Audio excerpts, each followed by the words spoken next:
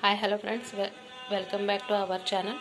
ఈరోజు వచ్చేసి గోంగూర చేసుకుందాం. స్పెషల్గా గోంగూరని ఇలా ఆకులుగా మనం కట్ చేసుకొని కడాయిలో వేసేసి ఒక గ్లాస్ వాటర్ వేసి మనం కుక్ చేసుకోవాలి. దీన్ని ఫస్ట్ ఒక 10 to 15 మినిట్స్ కుక్ చేసుకోవాలి. 10 to 15 మినిట్స్ పడుతుంది కుక్ అవడానికి. మనం మంచిగా మెత్తగా అయ్యేంత వరకు కుక్ చేసుకోవాలి. చూద్దాం, కుక్ అవనిద్దాం. మనకు మంచిగా ఈ గోంగూర అనేది మెత్తగా కుక్ అయిపోయింది. ఇప్పుడు మనం గ్యాస్ ఆఫ్ చేసేసుకొని దీన్ని చల్లార్చుకుందాము. ఇది చల్లారేలోపు మనం మిగిలిన ప్రాసెస్ అంతా కూడా చేసేసుకోవచ్చు. దీన్ని చల్లారనిద్దాం. గ్యాస్ ఆపేసి నేను గ్యాస్ ఆఫ్ చేసుకుంటున్నాను.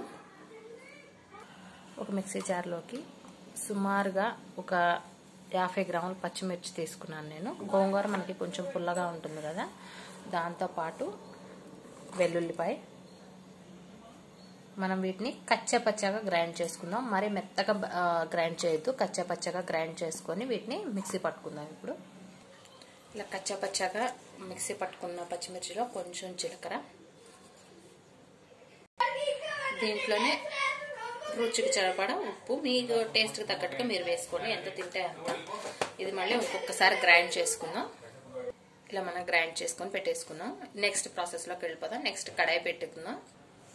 నెక్స్ట్ వచ్చేసి సన్నగా కట్ చేసుకున్న ఉల్లిపాయ, ధనియాలు, ఎండుమిరపకాయలు, కరివేపాకు, ఇంగువ.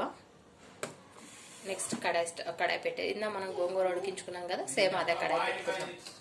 మనం ఇందాక గోంగూర ఉడికించుకున్నాం కదా, సేమ్ అదే కడాయి పెట్టేసుకుందాం. కడాయిని హీట్ అవనిద్దాం. ఇప్పుడు ఆయిల్ వేసుకుందాం. దీనికి కొంచెం ఆయిల్ ఎక్కువగానే పడుతుంది.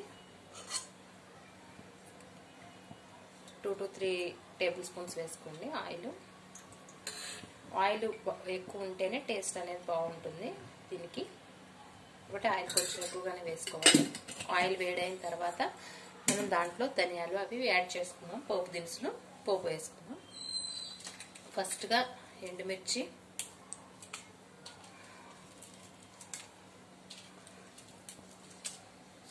ధనియాలు,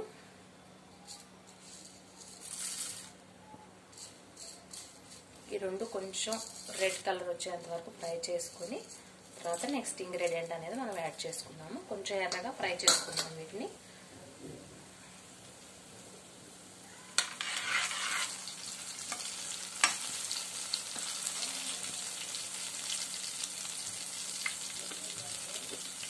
కొంచెం ఫ్రై అయినాయి కదా, ఇప్పుడు ఫ్రై అయిన తర్వాత పోపు దినుసులు.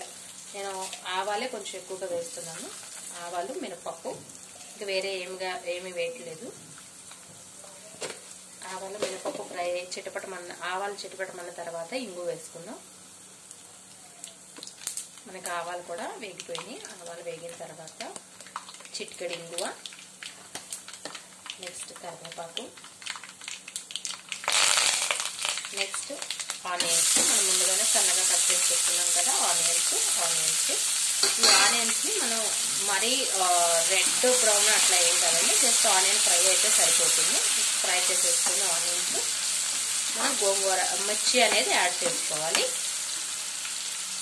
మనం ముందుగా మిక్సీ పట్టేసుకున్న పచ్చిమిర్చి, వెల్లుల్లి, జీలకర్ర, ఉప్పు వేసుకున్నది. మనం ఉప్పు, పచ్చిమిర్చి అన్నీ కూడా గోంగూరకి సరిపడా మనం ఇందులోనే వేసేసుకొని గ్రైండ్ చేసుకున్నాం కదా, మనం మంచిగా మిక్స్ చేసుకున్నాం. ఆయిల్ మంచిగా ఫ్రై అవ్వక